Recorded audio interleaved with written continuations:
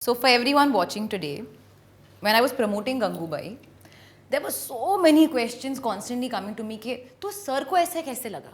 Why did sir decide to do this? So I took the liberty of asking him to do an interview with me and he agreed, which was great and I feel extremely honored, sir. So You know, in 25 years of my life, this is the most exciting interview because my heroine is interviewing me and Alia, who was a baby when I had first seen her, is interviewing me. So it's very exciting, darling. And now you are a superstar of this nation who is now interviewing me. So it's a great honor for me, darling.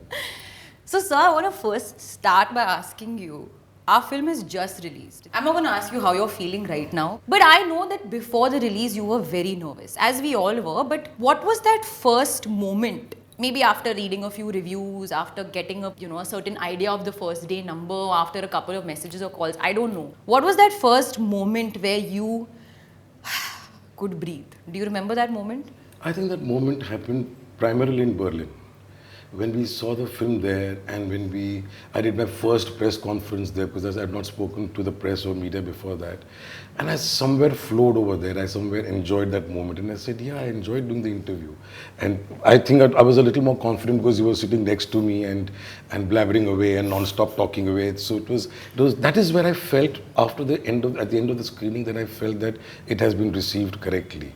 And it has gotten people to stand up and clap for the next 5 minutes, and that was a moment that reassured me. But yeah, coming to India and India release, I think on the day of the release, I was very, very calm. I was surprisingly, all the nerves had disappeared because this film mattered. This film mattered because it was saying a lot of things. This film mattered because it was the most personal film I had made in my life.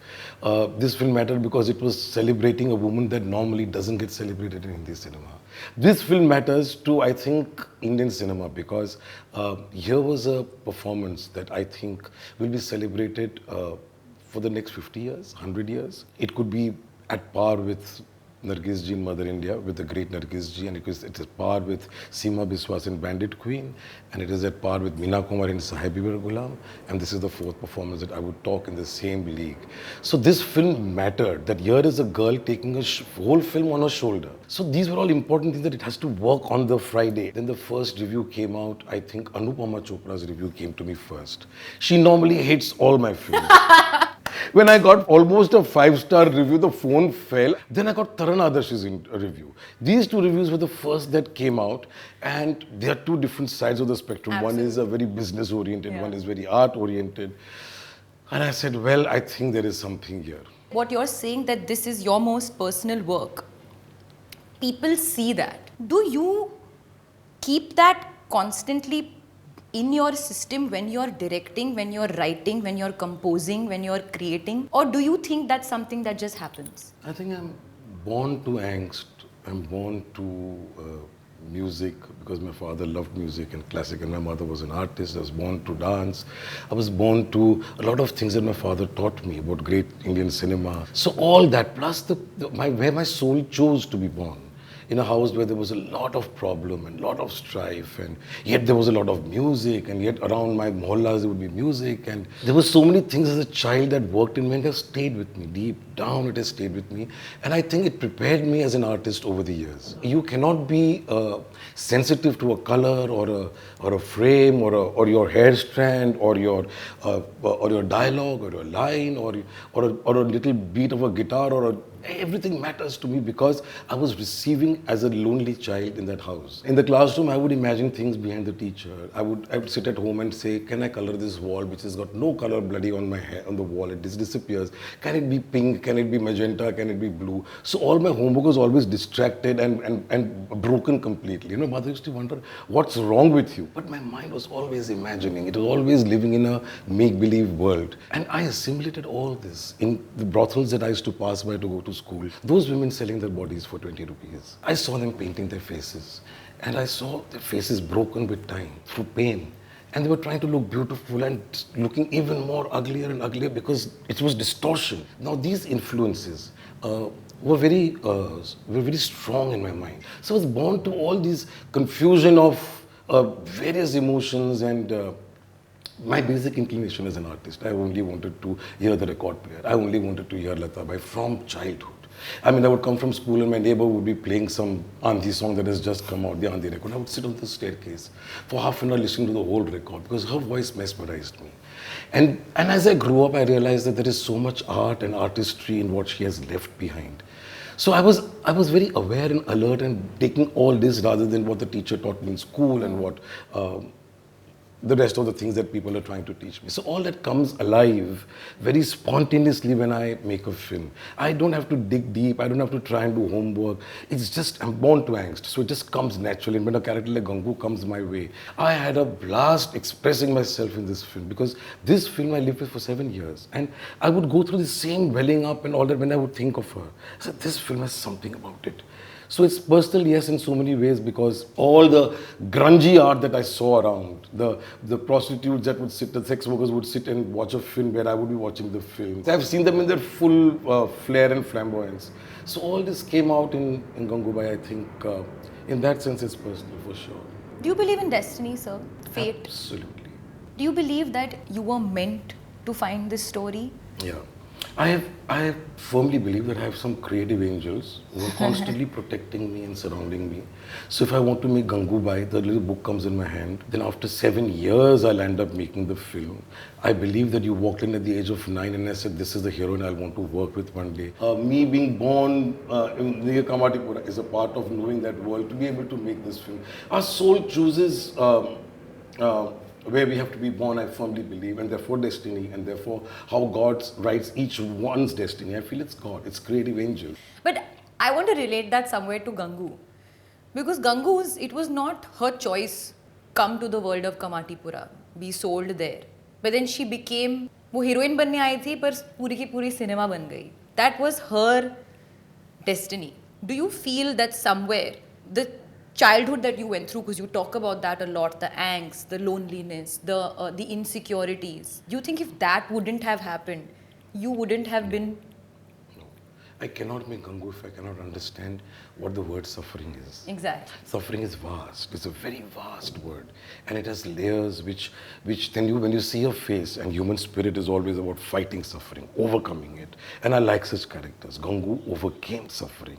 Gangu overcame and she challenged the fact that I'm not going to paint my face anymore with powder and red lipstick and rubbing it for 5 minutes, forgetting that you are rubbing that lipstick. These women I've seen going to school, looking in front of the small little mirror with a calendar and blaring music and constantly painting, and they don't stop, or they're constantly standing there and trying to sell themselves. But here was a woman who got up and said, I'm going to go beyond this, I'm going to fight this. That spirit which comes with suffering, and when you overcome suffering, such people I love. And she laughed her way through it. She was a great conversationalist, that's what the book says. She was a charming woman who could seduce anybody through her conversation, through her rummy games, her alcohol that she loved. I love that character right from the word go. You have to fight. I have also learned to fight. I've seen my mother fight. That's why I write her name in my films, because she fought the most gruesome circumstances to make us what we are, and to pray for us, and to help us write our own destinies. I always found a spirit in my grandmother great. I mean, one day I realized that we were very out of money, and she took the last silver plate that her husband had left, and she went to sell it in the market. And I saw that she covered her head and she tried to walk with great pride. She went and sold that plate.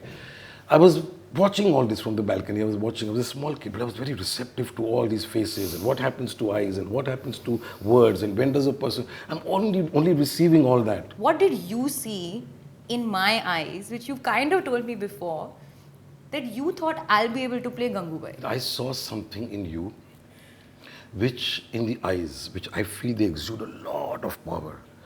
I still remember the eyes when you walked in, as I keep saying it again and again, that 9-year-old girl who walked in, I only saw the eyes. And they reached out to me. I said, what is this? These are very unusual eyes. There is so much more to what I see you in normally plain films. But in you, I saw so much power. You are very small. You are very frail. So for me to put you in Gangubai's role was, by the time she becomes the madam of the brothel, it's a large part of the film. If you remember costume trial for Inshallah, I one day told you, wear this white sari. Yeah. And then you kept asking, but why am I wearing this white sari to the assistants? Then we brought you out and we put a red bindi on you. Then she said, but what is this for? What is this for? Then we tied the hair into something. By then you realize that this is not the character initial. I was doing the Gangubai look test in my mind. And when I saw that photograph, I said, what is this transformation? In 5 minutes, suddenly this woman transformed. That is when I said, tick mark, this is going to be this girl. And you are a very cinematically intelligent girl. To understand graph, to understand movements, to understand structuring a scene, to understand structuring a shot within a shot. There were so many things which I realized you did, which no other actor did before you. And how do you feel a shot? How do you instinctively say you stand there? Yeah. How do you instinctively improvise and be spontaneous? And every time I throw an ace at you, and I keep saying this to everybody, she would throw 3 aces back at me. You came like a blank slate. Yeah. You have to do this. You have to not be drunk and walk around the road abusing people. What does that mean? That means nothing. You have to be drunk and abuse people. I can remember your face. Like, what do you mean? I said, you just go and scream in the goddamn alley and it'll work. Don't worry about it. And then when you took off, I didn't say cut. Do you remember? Yeah. That shot is there only half in the film. The other half I have not kept. I keep watching it on the edit table. And it was brilliant till you turned around and said, can we cut? I'm exhausted. My alcohol has come down. I'm not intoxicated anymore. I'm done with it. The fun moment about that scene is that we were meant to shoot more, but you decided that you don't need to cut this shot. Now that's your conviction as a director. I want to know, you've been telling stories, sir, for 25 years now. What do you think connects you with your audience? Because I've never faced this as an actor, where I'm entering, Gangubai dialogue bolo, Gangubai, they're calling me Gangubai. The flower, the sari. I remember when we were putting the look together, you used to say, ye yadgar banega. Ye logo ko yaad aayega. Ye people will remember this. I remember all your moments. And I used to always wonder, how is he saying this? And it happens not once, not twice. Every film, you create an iconic image. What is it that you think connects you with your audience? Because you're making the film for... I think it's just the commitment.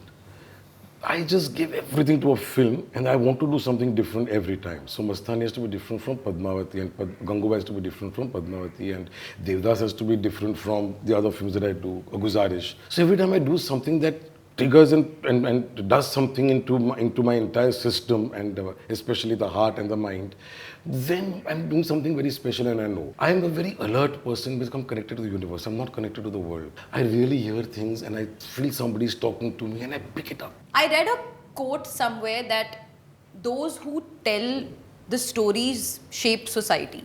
Are you as a director, through your stories, trying to influence society in any way? No. I do not make such claims. I feel it should somewhere touch you, and when it touches you, you start thinking about that story, or it starts bringing a process in your mind, and that is it. If I'm going to say that I'm making a film that is socially relevant, then I'm not making that. I'm telling the story of a woman who I fell for immensely, and that is it. Or I tell you the story of a man who says euthanasia should be allowed in this country. It's an important question, and it's an important point. But then I'm not trying to teach you because it's not possible to teach. Then for that there is a different genre of filmmaking. I'm a very entertaining person. Yeah. I'm not a serious filmmaker who people think, acha, we wonder how you do it. I just go and do it. Yeah. Are you a very serious person? No, certainly not. I'm only cracking one-liners with my people in the office, and I find when I don't crack, they feel something is wrong with me. So we are all mad people living simple lives, and it just comes naturally. I'm not here to teach you or preach you or change society, no. You mentioned right now you're a very entertaining person, and I've experienced that firsthand. My question actually is about, do you believe there's comedy and tragedy and comedy? Do you think Gangubai is your most tragic comic film? Yeah. I love the fact that Gangubai cracks one-liners, and I laugh the most at those. But people have said this to me, that even when they see the trailer, they don't remember the last time they laughed actually looking at it. When you look at your trailer, you're so overwhelmed. This is a funny character, but it's laced with tragedy. So do you believe one can be funny without tragedy? That's what I want to ask you, because that sense of humor... When that wonderful moment with Jim Saab that happens, when she says, you journalist, I'm prostitute. Now that's great humor, Correct. Great confidence, and creates a lot of sadness and pathos in that line. To be able to say I'm prostitute. But how she just said, accepted herself. Now you smile at it, or you are feeling the poignancy of what she said. Now people in the theatre are clapping at it, but and they are whistling at it because of the spirit. But there is also a tremendous pathos and anger in your face when you said that. You've smiled, but you look at your expression. When you said it, you naturally had anger in that when you said, and I prostitute, Gangubai.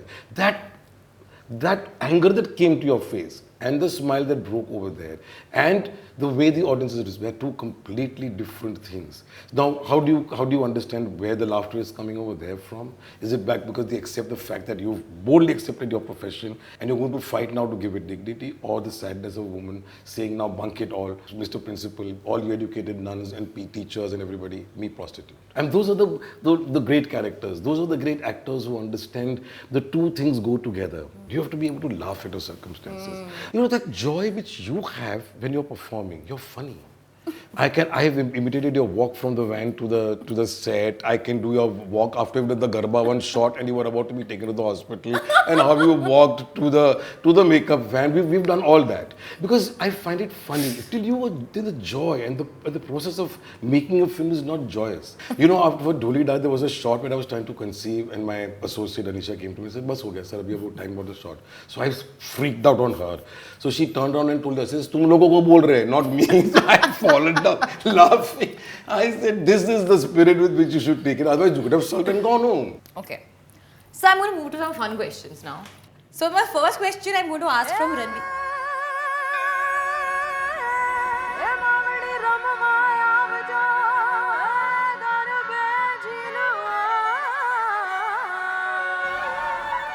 Let me finish. I have a problem with my destiny. This is one of them. I literally just said the first question is from Ranveer Singh. There you go. How have you done this? It's a cosmic connection, baby. मैंने सोचा दोनों एक साथ ये कैसे मौका हाथ से जाने दूं? Good. Shall we wind up? Yeah.